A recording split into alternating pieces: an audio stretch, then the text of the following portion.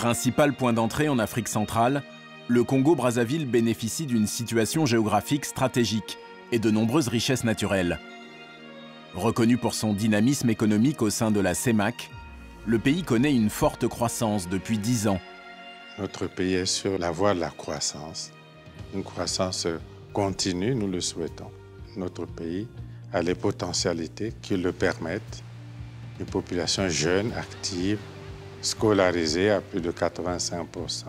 Un sol riche de l'eau, du soleil, des réserves forestières, minières. Et nous pensons que le programme d'industrialisation et de modernisation du Congo, que nous avons appelé la Nouvelle Espérance, va donner à ce peuple la possibilité d'aller vers l'émergence. Pour atteindre cet objectif, le gouvernement s'appuie sur une stratégie d'ouverture ambitieuse. Nous voulons créer un flux important dans le pays des investissements directs étrangers, ce qui nous manque énormément. En associant son industrie, des investisseurs venus du monde entier et les forces vives du pays, le Congo dessine jour après jour un avenir prometteur. Un pays qui soit en croissance, compétitif et qui soit à même de relever les défis des temps nouveaux.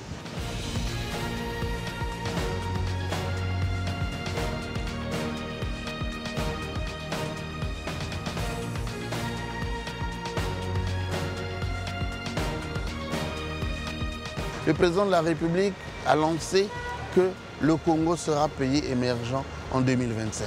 Les 10 premières années, nous allons véritablement nous positionner sur la diversification de l'économie. Maintenant, la question reste à savoir, qu'est-ce que nous entendons mettre dans cette diversification de l'économie?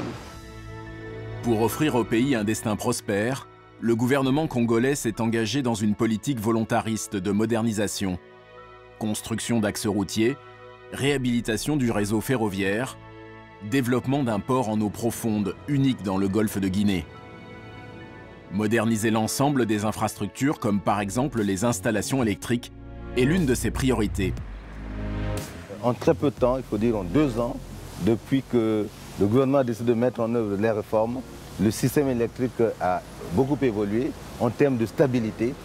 Aujourd'hui, les partenaires deviennent de plus en plus rassurés. Il y a encore beaucoup de choses à faire, c'est un long chemin, mais les perspectives sont bonnes.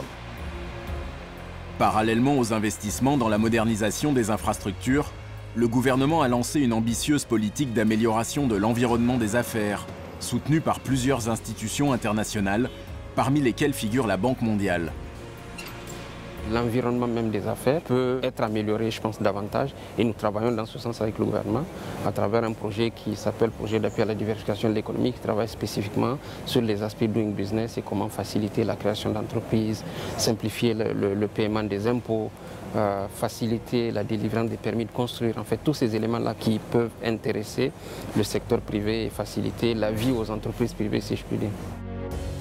Améliorer l'environnement des affaires, c'est depuis 3 ans la mission quotidienne de l'API, l'Agence pour la promotion des investissements.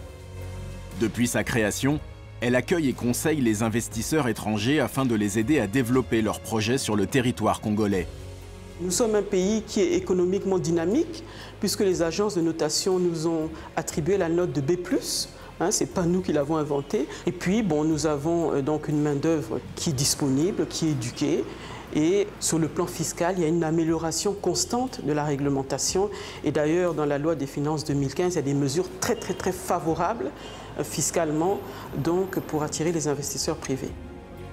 Dans ce contexte propice au développement du pays, le gouvernement congolais a souhaité accélérer sa stratégie d'ouverture et sa diversification en identifiant 7 secteurs d'activité économique prioritaires. 7 secteurs d'avenir promettant aux investisseurs de nombreuses opportunités.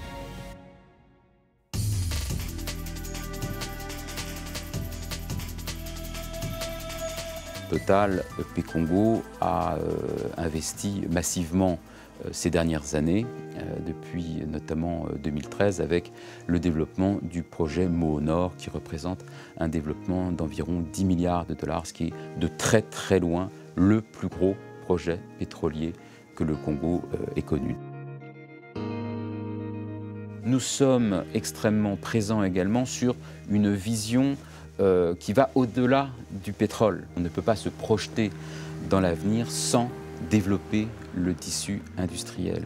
On a vraiment un soutien du tissu au travers de la formation. Ce qui est soutenable à terme, c'est de pouvoir aider les entreprises, non seulement à se développer dans notre secteur d'activité, mais également de pouvoir se diversifier.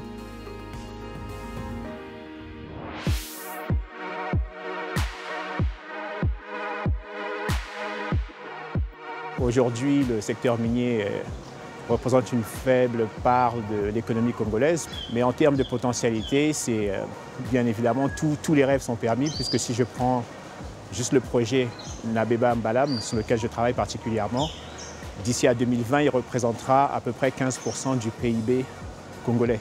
Une fois que ce sera fait, c'est 18 000 emplois directs en phase de construction, 9 000 emplois directs en phase d'exploitation. Donc ça va nous permettre justement de pouvoir avoir un avenir radieux, si je puis dire.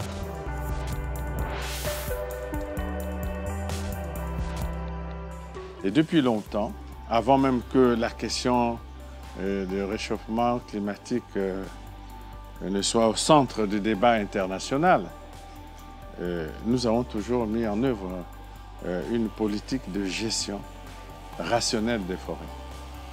On ne coupe pas n'importe quel bois dans n'importe quelle condition. Et lorsqu'on coupe le bois, un arbre, on a l'obligation d'en planter un autre.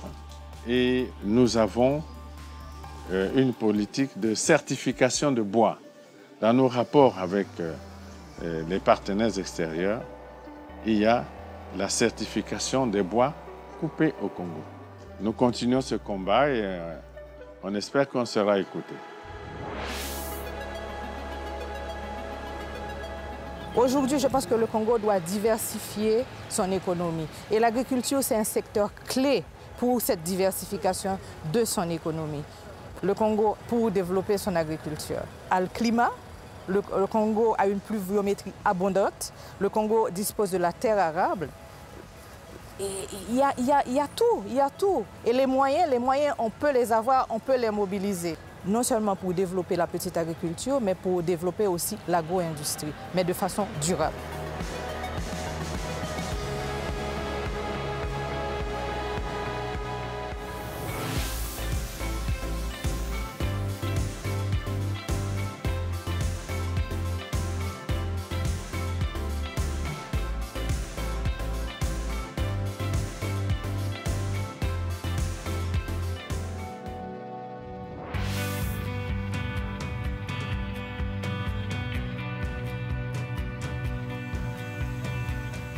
Visitez ce grand bassin du Congo, ce deuxième poumon d'oxygène de la planète, comme vous le savez, et la zone la moins exploitée, et là où vous retrouvez le naturel au maximum.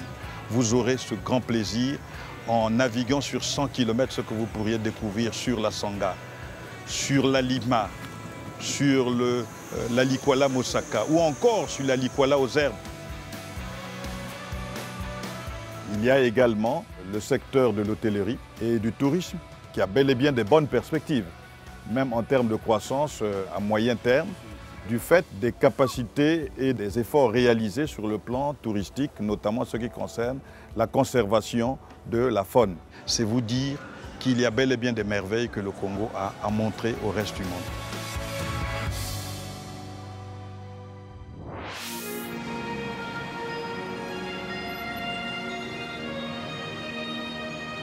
Le Congo se donne pour ambition dans quelques années de devenir un pays émergent, donc ce qui va sans dire qu'au regard des projets qui sont entrepris, notre ambition justement est d'accompagner les projets de l'État. S'appuyant sur des banques modernes et solides, ces filières d'avenir vont permettre au Congo-Brazzaville d'atteindre l'émergence à l'horizon 2025. Les richesses naturelles sont abondantes et les potentiels humains prêts à façonner l'économie de demain. Il ne reste maintenant qu'à investir, à entreprendre, à saisir les opportunités. Croissance. Perspective positive. Compétitivité. Énorme potentialité. Historique. Notre maître mot, c'est la performance. Le Congo, pays émergent en 2025. Investir dans le développement agricole, c'est maintenant. Innover et toujours innover dans tous les secteurs d'activité économique.